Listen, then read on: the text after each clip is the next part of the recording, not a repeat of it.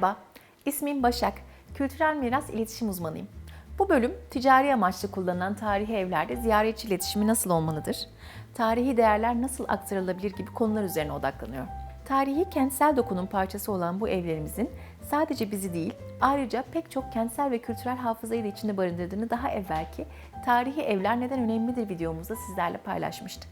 Kültürel miras hali hazırda turizm açısından bir ürün, bireyler veya uluslar açısından bir kimlik ya da yaratıcı endüstriler için bir esin kaynağı olarak çeşitli paydaşların ve yararlanıcıların farklı kullanımlarıyla da tanımlanır.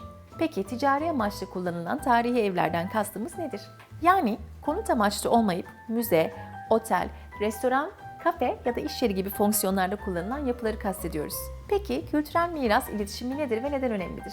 Katılım demek, iletişim demektir. Katılım, kültür varlığı ile onun sahipleri ve yararlanıcıları gibi farklı paydaşlar arasında iletişim kanalları kurulmasına imkan vermenin yoludur. Ve bu iletişim sürdürülebilir koruma için hayati önem taşır. Eğer paydaşlar kültürel miraslarıyla ve onun hakkında kendi aralarında iletişim kuramazlarsa sürdürülebilir koruma da mümkün olmaz. Miras yönetiminde iletişimin rolü, toplumsal katılım, yerel paydaşlarla etkileşim ve işbirliği, değerlerin yeniden yorumlanması ve kamu farkındalığının arttırılması gibi bileşenlerle daha geçerli olmuştur. Dahası bu işlevler dikkate alınmadıkça katılım ve etkileşim girişimlerinin başarılı sonuçları olamaz. Burada iletişime yapılan vurgunun amacının sadece toplumları ikna etmek değil, toplumların kültürel mirasla ilgili kaygı ve önceliklerini dile getirmeleri için bir platform oluşturmak olduğunu ifade etmek çok önemlidir. Özetleyecek olursak, miras yönetiminde ve korunmasında toplum katılımını arttırmak için miras değerlerinin geçmişten günümüze ve günümüzden geleceğe aktarılmasında, miras öğesi ve paydaşlar arasındaki ilişkide, paydaşlar arasındaki koordinasyonda iletişimin rolü çok önemlidir. Kültürel miras yönetiminde hakim olan güncel yaklaşımlar da iletişimi ön planda tutar. Bütüncül korumada önemli olan anahtar kelimeler, değerler, paydaşlar, sürdürülebilir koruma ve kalkınma, toplum katılım modelleri, işbirliği ve değerlerin iletişimi olarak sıralanabilir. Değerlerin anlaşmazlıklara sebep olmaması için iletişimlerinin de çok güçlü olması gerekir.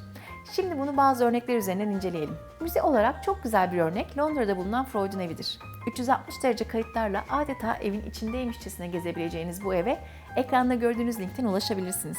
Görebileceğiniz gibi evin tarihçesi ve içinde taşıdığı hafızanın aktarımı başarılı bir şekilde yapılmıştır. Bir diğer örneğimiz Safranbolu Yörük Köyü'nde yer alan Kasım Sipahioğlu Konağı'dır.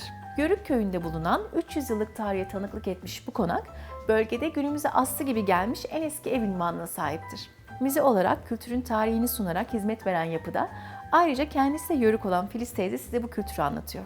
Filiz teyzenin videolarına ayrıca yine web sitelerinden ulaşabilirsiniz. İstanbul'daki Pera Palas tarihi özelliğiyle öne çıkan işletmeler arasında. 1895'te açılan ve Ernest Hemingway, Agatha Christie ve Mustafa Kemal Atatürk gibi dünyaca ünlü konukları ağırlayan otelin 101 numaralı odası müze olarak da hizmet vermekte ve bu tarihi arka planını ve değerini ayrıca ön plana çıkarmaktadır. İletişimin bir diğer avantajı da ayrıca size destek bulma yolları da sağlayabilecek oluştur. Bunun için yapınızla ilgili broşürler, el kitapçıkları, web sitenize ve sosyal medyanızda bir bölüm oluşturabilirsiniz.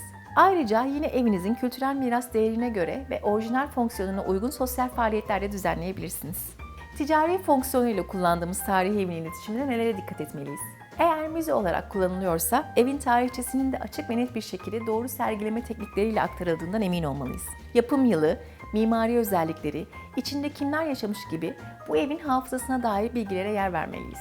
Müze haricinde kullanılıyorsa yine evin tarihçesinin açık ve net aktarıldığından emin olmalıyız.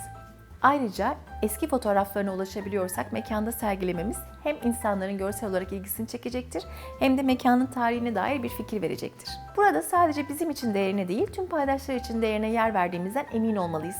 Ayrıca evinizin tarihsel özelliklerinin diğer paydaşları ve kullanıcılara nasıl daha anlamlı olabileceğini araştırın. İnsanları geri çevirmeden bilgilendirin ve farkındalıklarını artırın. İşe yarar ve etkili bir kültürel miras iletişimini nasıl tasarlar ve uygularız? Farklı grupların özel ihtiyaçlarına nasıl odaklanabiliriz? Ve bireyleri hemen ellerinin altındaki kültürel mirasla nasıl ilişkilendiririz gibi sorular yine bu noktada yol haritanızı belirlemede size yardımcı olacaktır. Ayrıca henüz izlemediyseniz Tarihi Evler Neden Önemlidir ve Tarihi Evlerin Geçmişini Nereden Araştırırız adlı videolarımızı da izlemeyi unutmayınız. Teşekkürler.